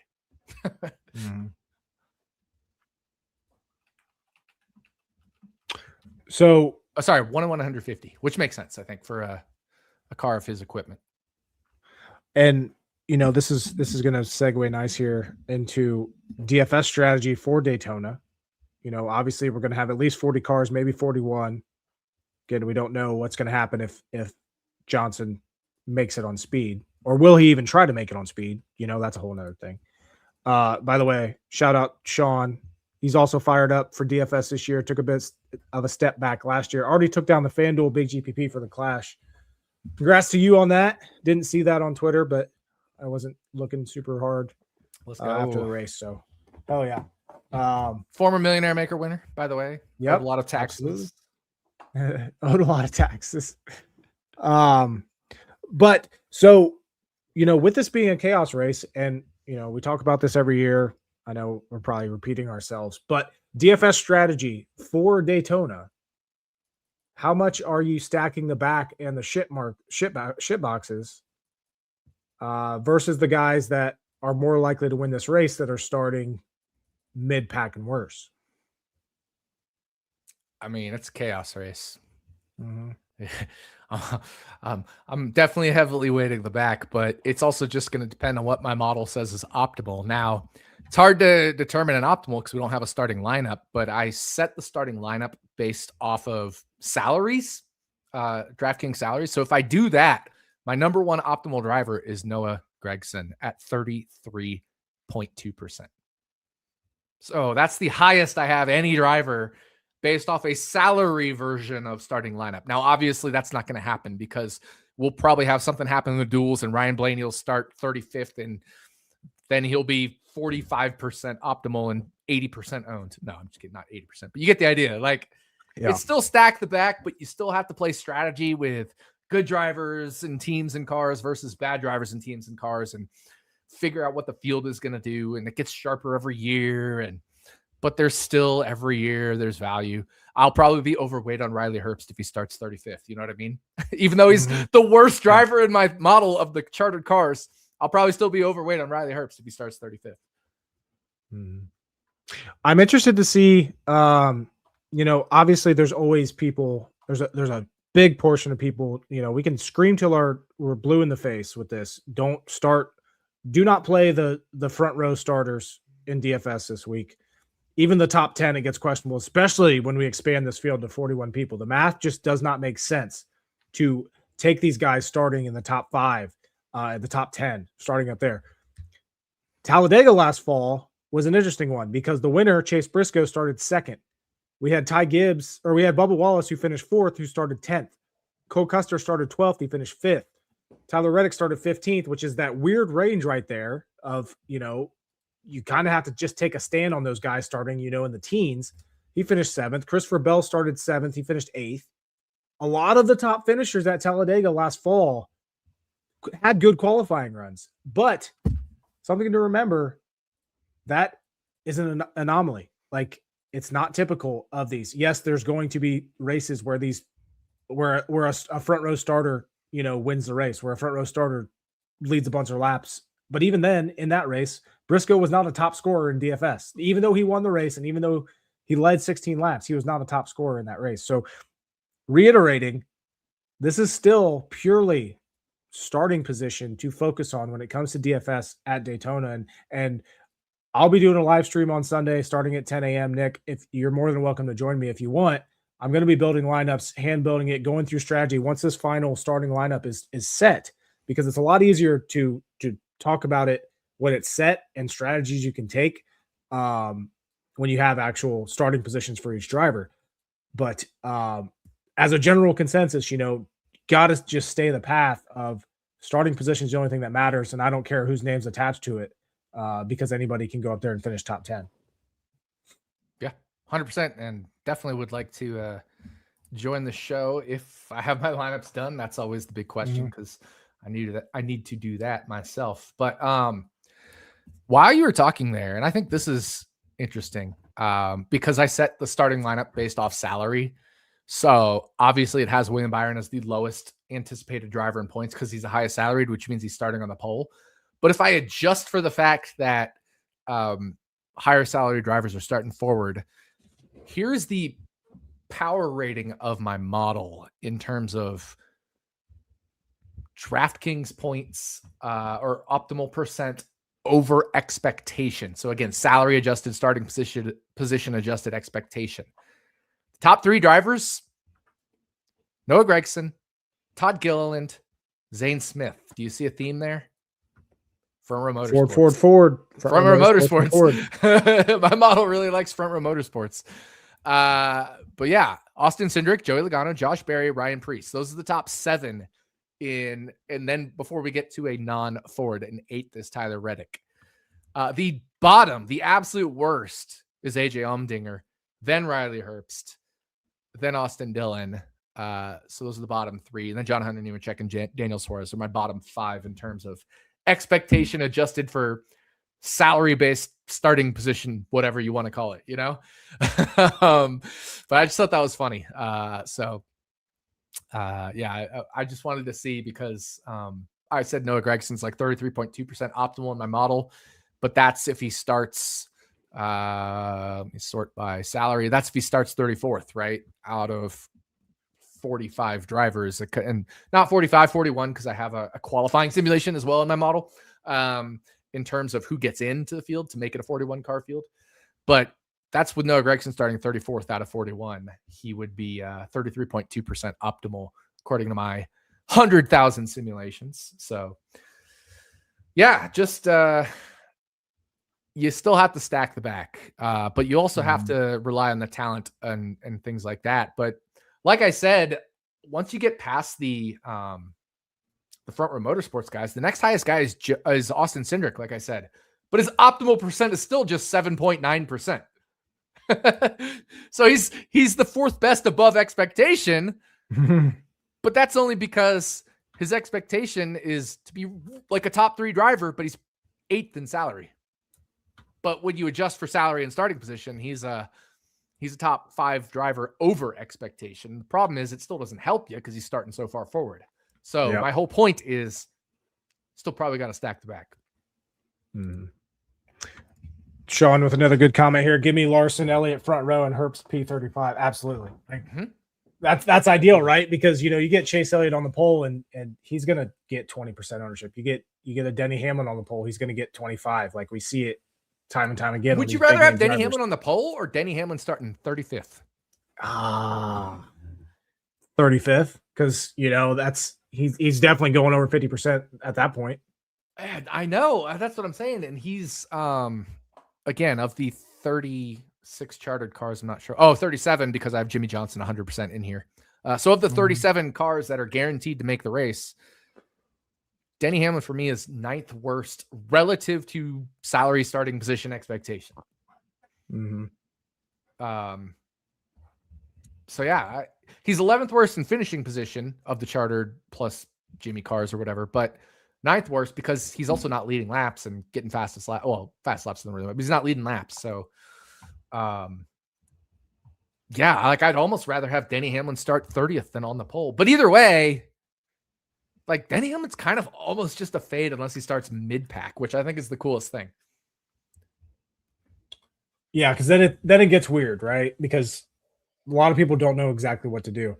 Yeah. My biggest thing, would you rather have 2 big name drivers starting near or at the back or a bunch? Because last year we had Bowman starting 38th. We had Truex starting 39th. Johnson starting 40th, which Truex and Johnson, there wasn't like a ton of people flocking to them. They had good ownership, but it wasn't like having like a Larson back there or something. We had Keselowski starting 34th, Stenhouse starting 35th. All those guys grabbed a bunch of ownership. So would you rather have 2, like a Denny Hamlin and a Brad Keselowski starting back there, or would you rather have like 5 back there that are all going to grab a bunch of ownership? I'd personally rather have 2, right? Yeah. I don't want 5 because then you still need to play, because 2 or 3 of them are probably going to hit, right? And then it makes it so much harder. I'd rather have like 2. Like give me Riley Herbst and Cole Custer and whoever else, Daniel Suarez in the back. I'm just not that Daniel Suarez isn't a big name, but he's not a big name. You know what I mean? To be fair, all 37 drivers essentially are big names right now of the guaranteed in cars, aside from maybe Riley Herbst. It's just to us, they're bigger names because we know them all than to the general public. Give me a Todd Gilliland starting 29th over a Ricky Stenhouse Jr. starting 34th. It's one of those situations. Yeah, it's always leveraging ownership. But like I said, I'm not going to have a driver above probably 35% unless it's a big name driver starting in the back as optimal. Now, that doesn't mean I won't play them more than 35% because I like getting leverage on the field. You and I both love playing the pole sitter 0, that kind of thing, right? Yep. So I have William Byron as the pole sitter, but his optimal percentage is still 0.2%, right? Like there is still a 0.2% chance William Byron ends up in the optimal lineup. Similar for Denny Hamlin, similar for Kyle Larson in terms of if I were to start them based off of their salary position. So it's not that the front row can never be optimal. I think there was a pole position winner that was optimal at a Talladega race since 2015. But that's 1 out of how many races and how many front row starters? Like it's so rare that it's just worth going 0 on them. That kind of thing. 100%. That is one thing I'll always stand on. I'll never take a pole sitter. I don't even take top 5. Like I shy away from all of it. I can't say I've never taken a top 5, but yeah, I mean, my top 5 percentage is probably at most summing up to like 10 or 12% if it's like Joey Logano and Ryan Blaney both starting in the top 5. I might get like up to 12% exposure to the top 5. That would be like the most catastrophic scenario. It's like 7% Logano, 5% Blaney, or the other way around, depending on where they start, that kind of thing. Right. Let's see here. Before we get to our picks, you have anything else for Daytona? Actually, let me address that. So Joey Logano, if he starts 5th, and the other big names start in front of him, 1st, 2nd, 3rd, and 4th, because Logano's 5th in salary, his optimal percentage is 5.4%. Now that'll change because if we get Noah Gragson starting on the pole, then Joey Logano's optimal will probably be a little higher than 5.4. But you get the idea. Like Joey Logano starts 5th, I'm probably not going over 5% on him. Right. I'm going equal to or underweight on Joey Logano at 5%. And I'm going 0. Yeah, and you're going 0. And that's totally fair. But I also see scenarios where Joey Logano leads 40 laps and wins the race.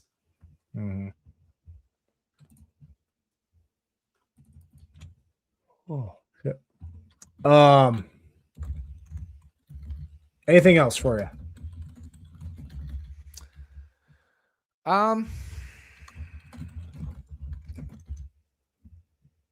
Bet Corey LaJoie if you have a book where it's must start for action instead of must qualify. Corey LaJoie is 10th in win probability in my model if he makes the race. And he's in a good car. He's in RFK equipment. I mean, that's almost as good as it gets. Corey LaJoie at super speedways in an RFK is a threat to win. He's always a threat to win in a shitbox car. He's a threat to win in a legitimate car. So yeah, just bet him. Bet every Corey LaJoie upside thing you can, whether it's top 4 or top 10, top 5, top 3 win. Bet the upside on Corey LaJoie. But just make sure you know your sportsbook's rules. If it's attempt to qualify as action, don't do that, right? Because there's a chance he doesn't qualify. But if it's must start the race for action, do bet that, because his numbers out there right now are absurd. And I'm curious to see what happens to them after the duels, because what we've noticed over the last couple of years is that these books don't really react a ton to it. So if you don't want to, I don't know off the top of my head which books have which rules. If anybody has, I'm sure Greg probably has that list, Mr. Yeah, I'm sure Greg has that, Mr. Lawyer, which I'm glad he does, because I can just ask him. Yeah. But I did actually end up searching BetMGM today. I searched Circa. I searched DraftKings. All those were must start. So that's as far as I got today. Was those 3 are must start the race based off my best interpretation of the wording. Now there's that too. Says must start the event. Does that still mean must qualify? Right. What does start the event mean? Does that mean they practice? It counts? Does that mean they attempt to qualify? It counts? What does start the event mean? But I think that means start the race. It means whatever they want to, depending on how they want to pay it out. Right? Yeah, exactly. On how much it helps or hurts them.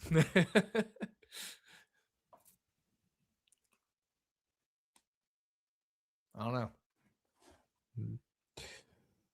Yeah. So yeah, be mindful, especially with this, because we typically don't deal with guys that could miss out on the race or not. So yeah. But yeah, LaJoie definitely a good bet there. I think what you got him at 60 to 1. So what you bet 60 him to at? 1 to win. And I like all the other bets if you want to take 5, 3, 10 forward. Like all those. I like everything Corey LaJoie this weekend. Mm-hmm. Like I said, he's 10th in my win probability model if he makes the race. I shouldn't say my win probability model, but 10th in win probability in my model if he were to make the race. And that's because he just gets such a monstrous equipment boost going from whatever not ship boxes, but lower tier back marker teams that he ran for in the past. Mm-hmm. All right. We're on to our picks. Do you want to go first or you want me to? Or you want me to flip a coin? Flip a coin. We got to start the season off simulating a 50-50. See if I can get a coin here. I have a bunch of casino chips from Vegas in front of me. I have this Colton Herta card I could flip. Heads or tails. All right. I got a coin. Give me heads or tails. Heads. It is heads. You pick who goes first. You go first. I'll go first. All right. I defer. There we go. Let me see. Winner. Man, this is tough. Obviously we were both really close in average finish last year with our picks to win, but you beat me, I think, by 2 or 3 with actual wins. Let me see. Byron back-to-back Daytona 500 champion. Does he make it 3 in a row this weekend? That is the question on a lot of people's minds. I'm going to go with the feel-good story here. Talked about it earlier in the episode. Give me Kyle Busch. Kyle Busch is your 2026. Wow, I love it. I love it. I love it. I love it. I love it. I love it. I'm not going to go with the number 1 driver in average finish for me, which is Ryan Blaney. I'm going to go with the number 2 driver in average finish, which if you listened throughout this whole show, I've said Penske's 1, 2, 3 in win probability, but they're not 1, 2, 3 in average finish because Joey Logano has massive upside and he has massive wreck side. Same with Austin Cindric. Give me Bubba Wallace. Ooh. I like either of those. Those are fun. He's number 2 in my average finish behind Ryan Blaney. Because his distribution's more flat. Like he doesn't wreck as much, although he has been in wrecks. But he also, when he finishes, tends to finish really well. So, yeah. That's good. I like it. I was considering him as well, but I'm going with Busch. I like it. No, he's number 4 in my average finish, Kyle Busch. Yep. He's ran so well at super speedways in this next gen car. He needs to finish, right? Yeah, and again, Kyle Busch, 4th in average finish, but 16th in win probability. My model is so good. I'm telling you, it has the distributions fucking down. Kyle Busch has the lowest DNF rate projected among the 37 guaranteed in cars. You said the lowest DNF rate? Yep. Wow. That's noteworthy. It is because he always seems like he's in DNFs, but just based off the underlying data, he's been really unlucky with DNFs, and his long-term result should be better based off of the data. So, speaking of DNF, so when you look at drafting tracks since the start of 2023, and I'm pulling in Atlanta here as well. Mm-hmm. So there's 18 races. Only one driver has less DNFs than Kyle Busch. I know. It is Ryan Blaney. Alex Bowman. That's a good one. Bowman has 1. Kyle Busch has 2. Gilly and Hamlin have 3. Interesting. Blaney's at 6. 6. Okay. Actually, Blaney, it depends on the run of simulations, but Blaney and Bubba essentially tied for 2nd in my lowest DNF. The thing my model really likes about Zane Smith, and that's why I bet Noah Greggs. When I said I bet the Zane and Noah ladders, I bet Noah to win. I didn't bet Zane to win because my model loves Zane to not DNF, but also doesn't love his upside. So it likes him enough for top 3, top 5. It doesn't love his win probability as much.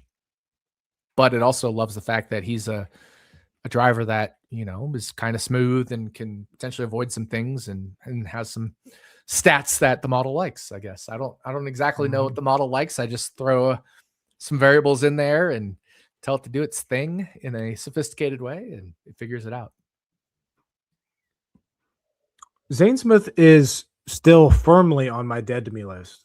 And it's simply because I am always on the wrong side. Like, I'm on him when he looks great and then wrecks, and then I'm purposely off of him the weeks that he finishes top 10. And I've stopped trying with Zane Smith. I love him. I love Zane Smith. He probably has lost me money, but I still love him. He's definitely lost me money. I know that. God. So yeah, I took Bubba Wallace to win. You took Kyle Busch to win. Yep. Now 36 for 36. Always an interesting way to get started on the season. I need to win one of these years. You're 2-0. I say I'm 2-0. Season long 36 for 36. Yeah, first year was close. Last year was a bit of a runaway there at the end. I got lucky there in the summer months, and then I think I saved all my good drivers for the end, and that's hard to overcome without a bunch of mechanical issues. This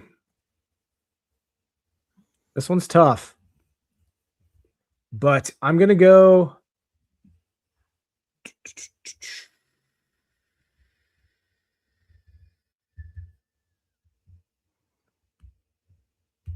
I'm going Cody Ware in the 51.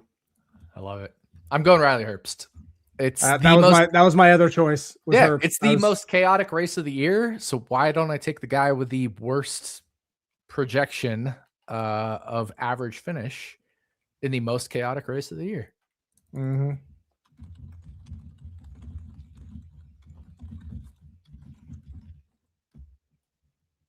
Those were the only two right answers. or Ty Dillon, I guess. Ty Dillon a little bit, but no, those are basically the only right answers. Yeah, same page. We were my number 2 pick was Herbst. I was going between Ware and Herbst the entire time. So yeah. You're on Herbst, I'm on Ware, and that's how we're getting started for 36 for 36 this year. We're doing DK lineups? Yeah, just a second. Cool. I'm signing into NASCAR.com to make sure I lock in this pick. If I don't remember to do it now, I always forget.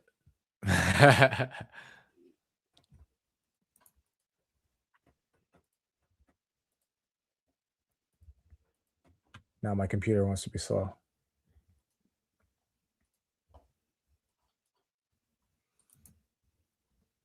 Oh my gosh.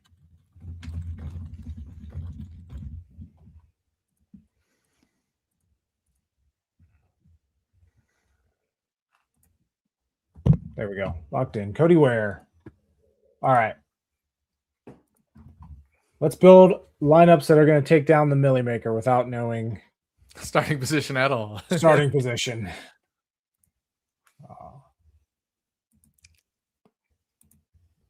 I'm going to do a better job of tracking it this year. I promise.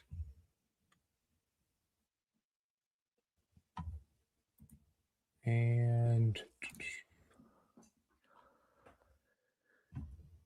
that ain't working. There we go. Okay, I guess I get to go first, huh? What's tough is I can't take like guys like Alfredo or it's so hard because we don't. Yeah, if we were doing this on Thursday or I guess Friday, technically, we'd know better. Yeah, I have a hunch that Jimmy Johnson is not gonna try to wreck his car in the duels, so I think Johnson's gonna start pretty far back. So give me Jimmy Johnson.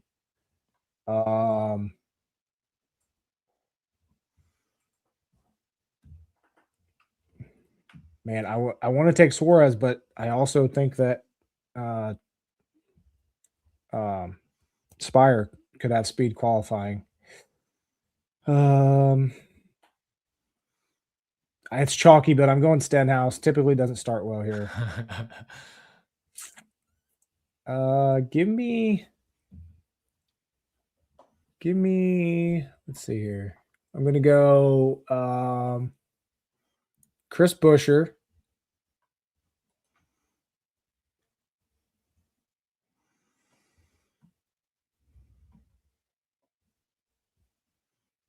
Give me Ty Gibbs. John Hunter Nemechek. I'm just clicking random people at this point, and Cole Custer. So I'm going Johnson, Stenhouse, Buescher, Ty Gibbs, John Hunter Nemechek, Cole Custer. I think we have 2 that are the same. I think.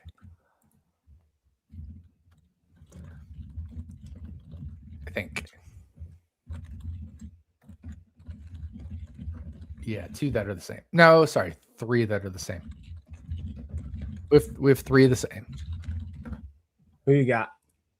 All right, I'll go with the same ones so you can keep Johnson up there, obviously. Finished 3rd last year in the Daytona 500. All right. Keep Stenhouse. Okay. Get rid of Buescher. Get rid of Gibbs. Get rid of John Hunter Nemechek. So you're going, Custer, Johnson. Yep. So I have Custer, Johnson, Stenhouse. Give me Tyler Reddick. I like that. Underrated super speedy racer. Give me Denny Hamlin. Oh, boy. And give me Ross Chastain. I like that. Yep.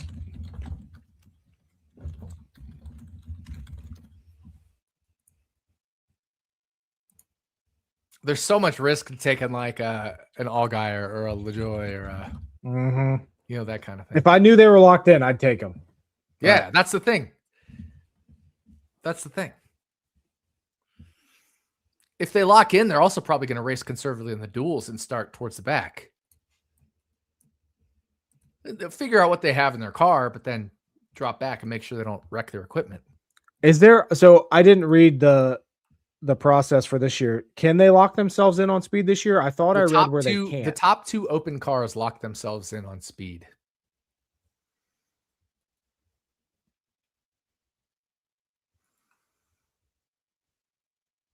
Then the top finisher in each duel locks in. Okay. So that's the 4 that get in. Plus Jimmy Johnson's guaranteed in. So that's the 5 that get in out of the 9. I don't know. Again, I don't know what happens if Johnson is in those other subgroupings and how that all works out. So I'm not really worried about it. But all I know is Jimmy Johnson's locked in the field.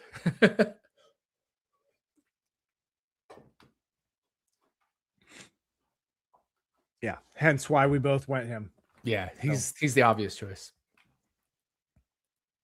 How cool. Oh God, how cool would it have been if Jimmy Johnson won the Daytona 500 last year? If he was the one instead of Byron that emerged through that crazy wreck. Right. That would have been so insane. But that just goes to show like Johnson's 115-1 at Circa or something like that. Like that just goes to show that it is a realistic outcome. That's why he's 115-1 instead of 5 million to 1 or whatever. Like these are actual realistic outcomes. Is Jimmy Johnson winning the Daytona 500? That is a realistic outcome. That's the craziness of this race.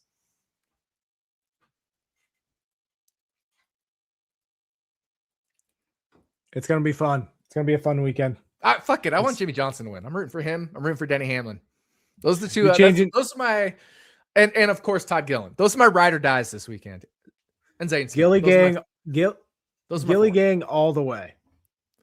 Well, yeah, I'm obviously Gilly gang all the way. I like Zane a lot. Like I said, I really want Denny for all the feel good stories. And I want Jimmy because it's fucking Jimmy Johnson, man. That'd be awesome. Kyle Busch would be fun. Give me Kyle Busch. Give me Kyle Busch. Not because I like him. I think it would be a feel good story in he deserves it from his career. I was such a Kyle Busch fan when he was the villain. Yeah. I was a big Kyle Busch fan during those times.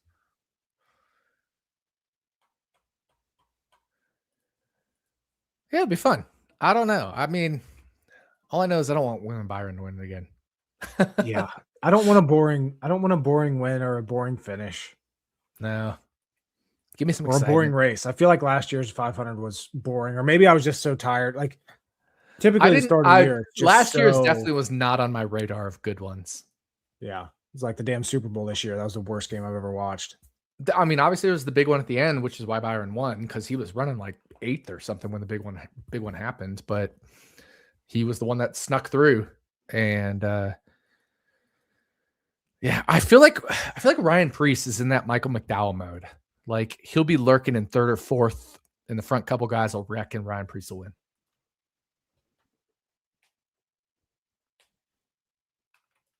That's my feeling. My gut feeling is Ryan Preece. My pick is Bubba Wallace. My rooting interest is the drivers I mentioned. We'll see. We'll see. We will see soon enough. Like I said, schedule this week. We got qualifying on Wednesday night. We got the duels that will set the full starting lineup for Daytona on Thursday night. And then hopefully the Daytona 500 on Sunday. I haven't looked at the most recent weather report, but the last one I saw said, of course, rain. Yep. Have that built in my model. The probability that the rain shortens the race. I have it built in. By the way, I think you and I are planning on stacking Denny's on Mondays going forward, right? Yes. It's going to be interesting, and this might adjust, but with my schedule, I really only have Mondays open. So we're going to be doing episodes on Mondays, which will obviously help an immediate reaction from the race before, but it's also going to limit how much we can preview the next race. So yeah, again, we might change this. We'll definitely change it when we get to football season, because Nick will be busy with football. Monday Night Football, yeah. But to start out the year with how my schedule is, we're going to do Monday nights. Again, that could change. We could move back to some other days. We'll figure it out. We'll see how it works. I won't have my model simulations ready on Mondays, so yeah. So we'll see how it goes, and if the quality of our show goes down, we will make adjustments. We'll adjust. Yeah. But as of now, that is the plan. We're going to do Monday episodes. So, all right. I don't have anything else. Do you? No, nice, good, almost 2-hour show for the season opener. That's the one that needs to be the longest, right? Is the big one, the Daytona 500, the season opener. I'm max entering everything DFS, so I'm excited for this one. There you go. Purples. Yeah, dude, those are good. Hell yeah. I wore this today because I know Nick, and if anybody follows me on Twitter, me and one of my friends bought a restaurant/bar last fall. I want to pack this place for the Daytona 500. Hell yeah. So did a little promo video today. I'm doing a special. Anybody that comes in, you can put all your drinks on my tab. I'll take care of the tab at the end of the night, but I want everybody there to watch Daytona 500 and enjoy themselves. So shit, excited I need to fly out for this. I was going to say, yeah, come fly to Coldwater, and beers are on me. It's got to. Yeah, no, I'm excited. I bought a big 75-inch TV. We're gonna have fun. That is badass. That is badass.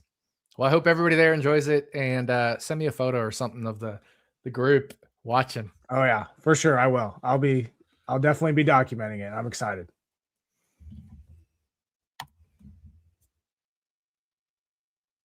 Did my volume go out? Nope, you're good. Oh, good. But yeah. All right. Good luck to everybody this weekend. Good luck. DFS betting wise. Have fun. Hopefully Hit we us get a up good on race. Twitter. I think Jordan's doing a Sunday morning show. I'll hopefully join him. So yeah, I'll be live starting 10 a.m. on Sunday.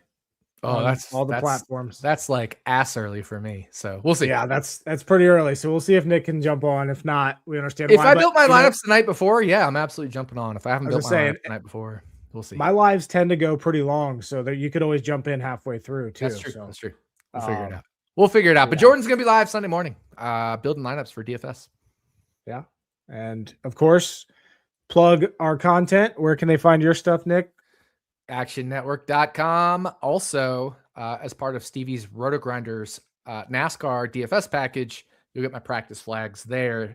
There is a promo code for Running Hot listeners. I know this is Stacking Dennys, but we're all friends here.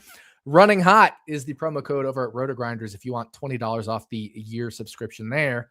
And if you're over at Action Pro, if you want to sign up for Action Pro, it is $20 off a year of Action Pro if you use the promo code POD20, POD20. to get $20 off Action Pro. And the thing about Action Pro is you get every sport. NFL, Major League Baseball, college basketball is coming up for March Madness, World Cup this summer. Everything Action Network does, you'll get for the whole year for $20 off. There we go. Fantasy Labs, your stuff still on there?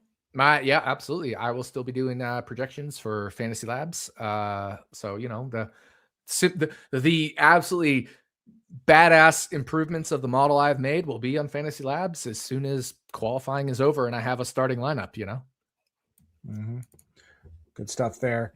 All my stuff, once again, this year is on RotoBaller, rotoballer.com. Use code Jordan26. You're going to get 35% off. I don't know the math off the top of my head, but it's a pretty good deal. That's hard. Ends up being like $130 or something for the whole year. So gets all of my picks, bets, DFS projections, algorithm predicted finishing order, everything. So nice. Yeah, make sure you check out both Nick and I's content, and let's make some money this season. Again, we're gonna have a fucking good season, you and I. Absolutely. And we've officially gone over 2 hours. That's what I was hoping for. Perfect. Shit. Let me see here. Yeah, so for the platinum package, using my code, you get it for $130 when you use my code, which, I mean, for 36 races, hell, that's nothing. That's pocket change. So exactly. $3 a race. Yeah, exactly. All right. Good luck to everybody this weekend. $4 a race. And we'll talk to you next week. See you guys. Good luck.